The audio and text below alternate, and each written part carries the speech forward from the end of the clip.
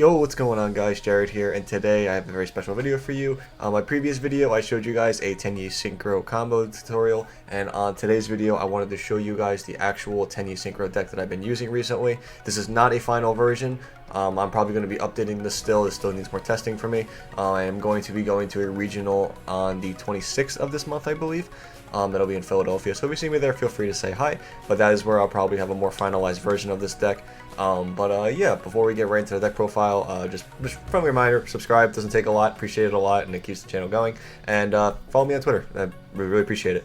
But going on right to the deck profile now. Okay, so starting off the deck profile, as you can see, we are going to have 3 copies of the Tenyi spirits, and that is going to be for the 3 main ones, Ashuna, Vishuddha, and Adhara.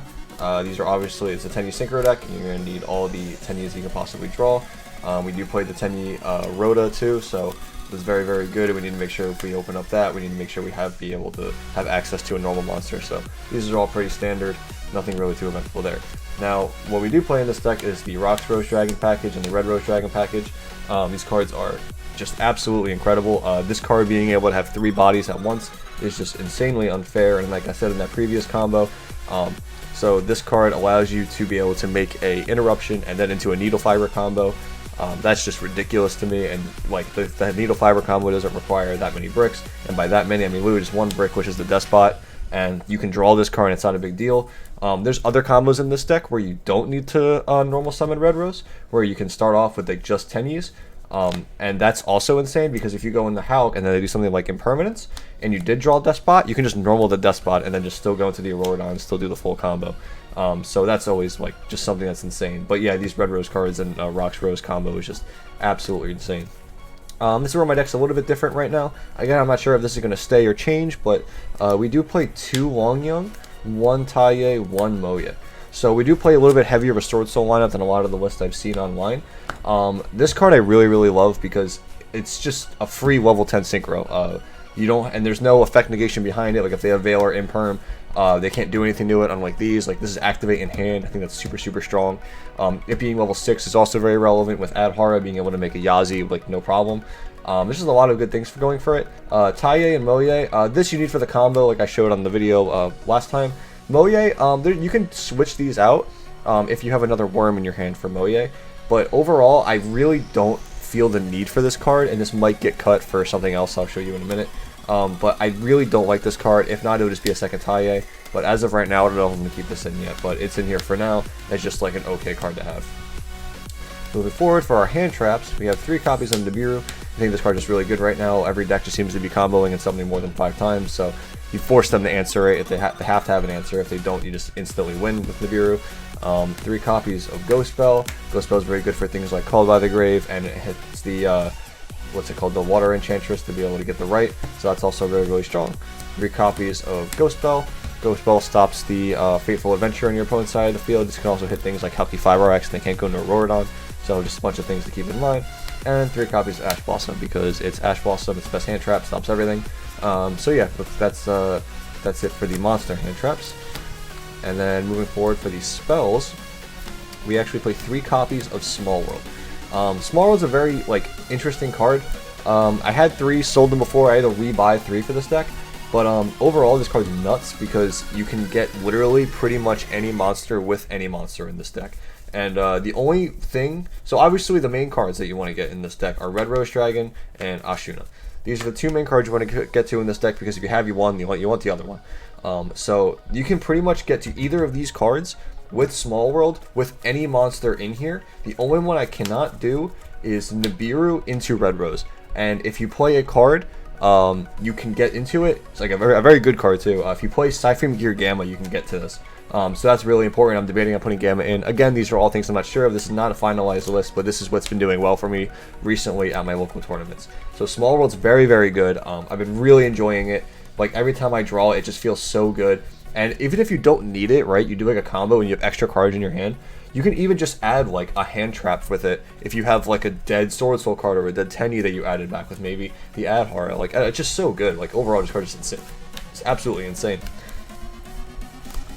Next we have the 3 Vessel. Like I said, this card is like one of my favorite cards in the deck, having a Foolish Burial and a Search. That's just so much utility in one card. And that's pretty much why I like it so much. Just like cards that do more for one card are just absolutely insane.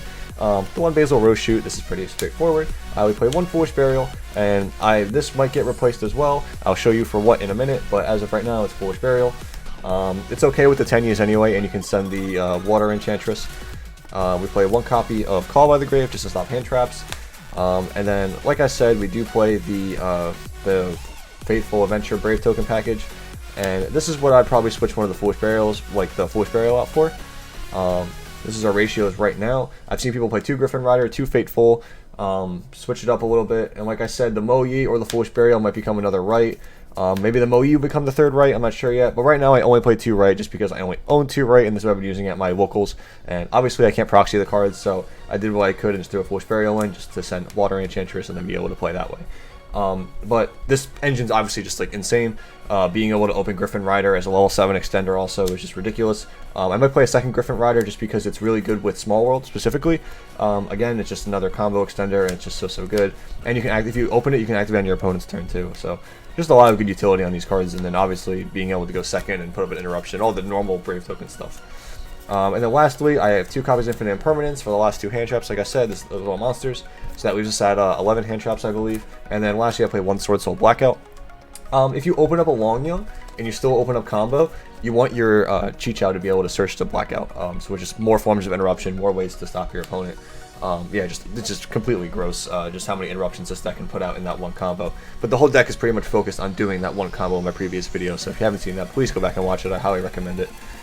Okay, but moving forward, we're going to go to the extra deck. I have this in level order, so we're going to start with the level 10 Synchros and go down. We have Sinister, Baron, and the normal Sovereign. All these cards have their own purposes. This is so good for breaking boards. This is good for protecting your Hulk combo, and then this is just good against the Brave engine in like any meta deck right now. So all these cards are just absolutely insane. This also can beat over like big problematic cards, like maybe something like the Adding Mister card. If your opponent has banished enough cards, you can be able to make this big enough to just beat over it if it's up to 3,000 or 4,000. But yeah, there's all really good cards. This can pop Yazi. This banishes Brave token cards and any combo pieces. And the extra burn is very helpful. It's just like a lot of, like, these level 10 synchros are just like completely absurd. And then next we have the one Chaofeng. The Chaofeng comes up a lot less now than it used to because of how safe it is to go into the Baron combo. So you don't really need it, but you can still do the play that I was doing earlier in the last deck, because that's kind of like the benefit of this deck, is that you can play the Sword Soul combos that I knew from my pure Sword Soul deck with the Tenyi cards and just incorporate them into this deck. So let's say you open up a normal, like a normal Sword Soul hand, essentially. I know how to play that hand because I played pure Sword Soul in the past, and it doesn't change anything. The only thing that could change is if maybe I can Halki Fiber Action like a Red Rose Dragon, depending on what level 7 extender I have.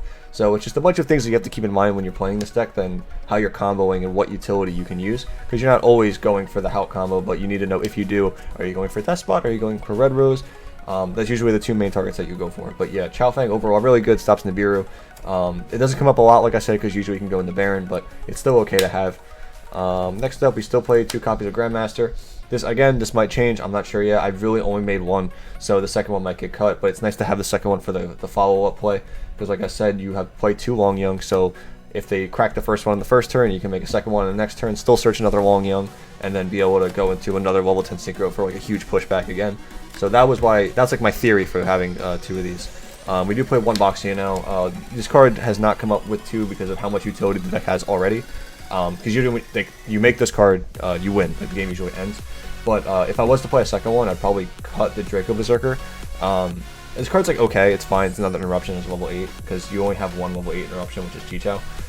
But overall, like, it just doesn't come up a lot. So sometimes you just want the extra Boxia. If they like stop this one, you can like sometimes make another level 8 Synchro, and you just rather have a second Boxia. It's like really specific instances, but like the main cards that you need in this deck, you only need like 6 or 7 extra deck spots. The rest of it is just kind of like you're playing for niche situations, so it's just something important to remember. I even consider playing Prosperity in this deck, but I'm not positive yet on it.